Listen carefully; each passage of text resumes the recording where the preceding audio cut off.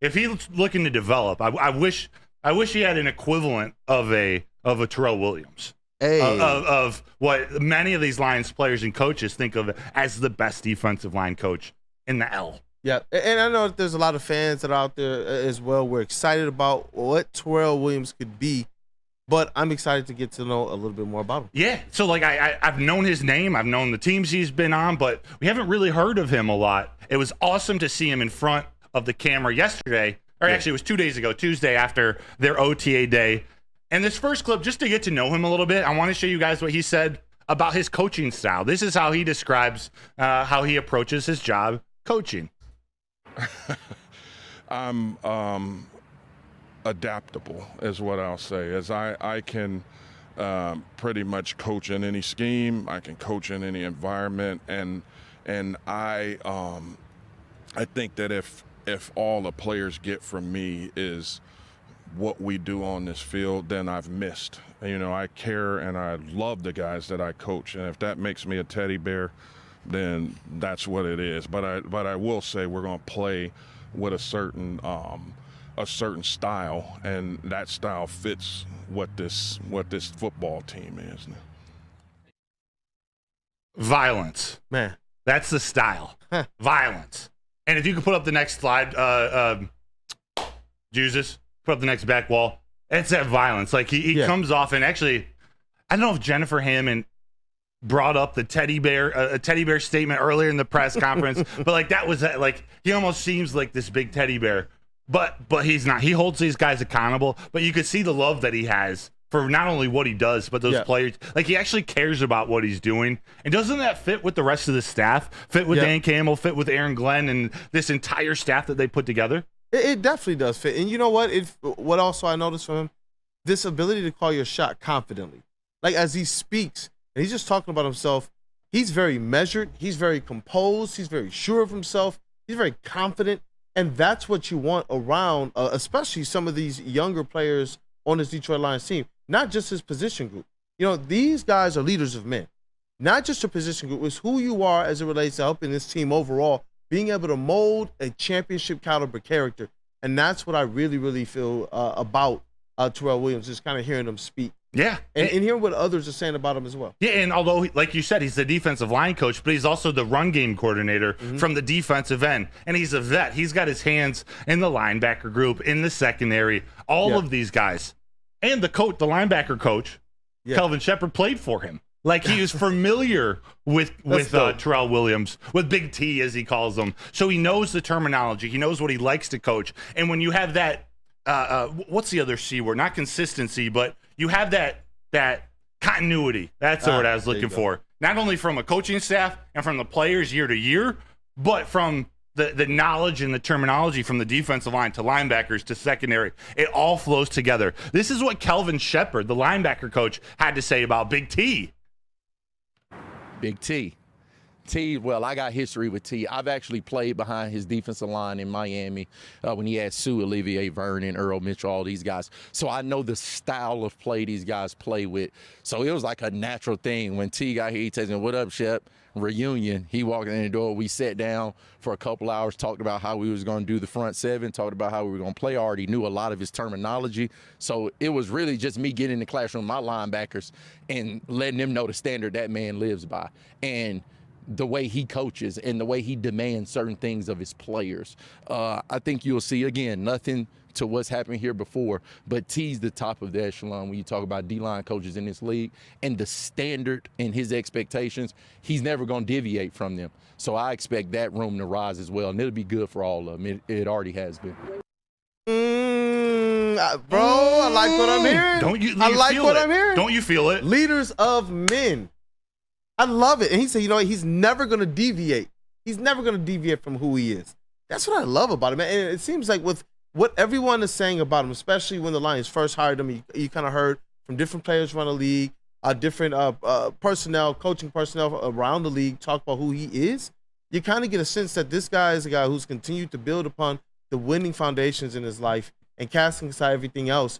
And now you got this coach who doesn't just have the respect of the players, but also his peers as well. Yes. I love it. It's everything's working together. Yeah. Like I believe it will lead to success, but You got to have that to be successful anyway. Nothing this season is going to be a fluke. To see that continuity, that trust between position groups, between position coaches, it's something special. And we're going to get more into the players and what these coaches feel about the players and how they can help each other. But there's one more Terrell Williams clip that I want to play for you. And just real quick, Of that's course. a great point, because you're right. Calvin Shepard, he's a positional coach at a different position, but he's talking about how confident he is that, you know what, I know that guy's going to have his unit, his guys ready to go. Yeah. That's got to be an awesome feeling. And he said in that linebacker room, he's like, all right, you guys know, this is what he expects. And I when like you're talking this, about the man. linebackers and the relationship with the defensive line and with the secondary, which we do have some clips coming up, Calvin Shepard talking more about that. They bounce off each other. It's required for them to be on the same page. And if not, they can't get the best out of the players. I can't wait to play the cornerback clips or what Calvin Shepard says about this new cornerback group behind him and about Ali McNeil and DJ Reader and the destruction in front of the linebacker group. We're going to do that in the next segment. But this last one about Terrell Williams and what he talks about building his confidence in his players, and he takes a rightful jab at the media in the sense that he wants these players to gain their identity, to their confidence to be built from him, from their coaching staff, from the team inside those walls in Allen Park, to tell them exactly what kind of player they are. Not what we say they are, not what we write about they are, but what Terrell Williams, the best defensive line coach in the NFL, thinks of them. Check out this clip. Terrell Williams, I'm building the confidence in his players.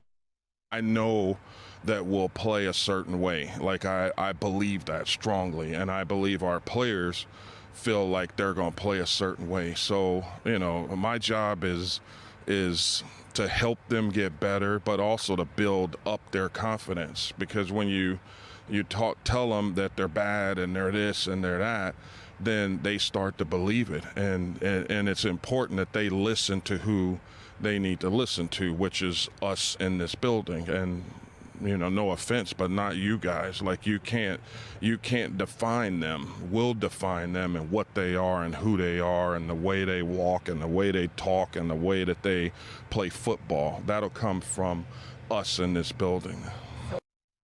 Hey, bro, I heard that C word, confidence. Yeah. He's trying to build up their confidence, man. Yeah. And him define them. Yep. Not, all right, Marcus Davenport, you're an injury-riddled defensive end in this league. True or not, maybe that was a bad example. True or not, that's not what Terrell Williams is telling him. Say, hey, you put the injuries behind you. You are a beast. You are an athletic freak. You and Hutch on opposite sides of each other can be special. Like, here, we're going to define you this year, not from what you did in the past or not from your injuries in the past. Yeah. I said opposite Hutch. And before we get to break, all right, one last clip from Terrell Williams. This is going to get into the player conversation, how the players can actually help out one another. But it all starts with the star. It starts with that edge rusher, Aiden Hutchinson, and what he means to this team. Check out what Terrell Williams already thinks about Aiden Hutchinson. Hutch has been he's been unbelievable this offseason, and I think he's made huge strides from the time I arrived and to where we are now. And it's not me, it's him studying tape. It's him asking questions. He's everybody sees a big, tall 97 with long arms and Mr. Michigan and all this other stuff. But what you don't see is the time that this guy puts in, and he's constantly asking questions and studying tape and studying other players and working on his craft, and he is an extremely coachable player. Like, I love the guy because of what he's about. Like, he's about getting better. He's not about the glamour and glitz. He's just a grinder, and we need a lot more guys that have that mentality. No glamour. Yeah. No glitz, just a grinder. And there's a word in there, a C word, coachability, they want to get to. But Hutch, real quick, and that quote at the end, no glamour, no glitz, he's a grinder. Like, Hutch is one of those types of humans that could have easily been, thrust into the spotlight. He's a good-looking dude. He's talented, from Michigan, got a good family. Like, Blue. He could have jumped into the commercials and kind of let football take a back seat from the moment he stepped in the NFL. But he's not about that. At least not about that yet. He does. He's his a football player. Yeah, he's a football player first. And you talk Terrell Williams talk about how unbelievable he's been so far. They haven't even been in pads. This is just classroom work. This is leadership. This is in the weight room. This is nutrition-wise. Like, this is why he's a pillar of the Detroit Lions team before his third year, because of all that stuff he does. And the number one thing, every coach at any level will tell you the most important trait, not speed, not arm strength, not anything on the field. It's being coachable. Whether you're the star player or you're number 53 on the active roster, it's being coachable. That allows coaches to trust you. They'll trust you if they know what they say. You're going to at least try. You're going to be open to try new things. That's how you get better. That's how you develop. Yep, at 150% as well. You know, knowing the type of guys you have that we're going to go out there, we're going to work, we're going to do what you're going to say, but we're going to make sure that we give it our all as well and leave it out there on the field.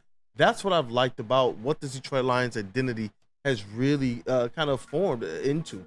When you look at what Dan Campbell stated on day one of his press conference, this team has absolutely accepted that call. Yes. And what I like is that the new players that have come to the team, whether, signed, traded for, or drafted, they're stepping right into this culture and they're accepting it as well. They're talking about the culture on their way in.